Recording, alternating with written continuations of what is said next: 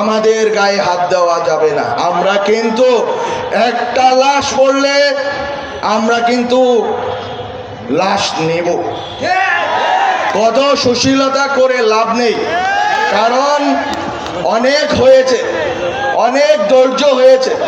এই আওয়ামী লীগ, এই 14 দলীয় সন্ত্রাসীদের প্রত্যেকটি বাড়ি চুরমার করে দেওয়ার ক্ষমতা ছিল।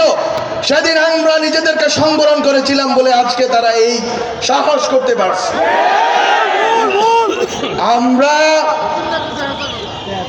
ক্ষমা করে যদি ভুল করে থাকি, তাহলে আমরা প্রতিজ্ঞা নিব যে আমরা আর ক্ষমা করব না।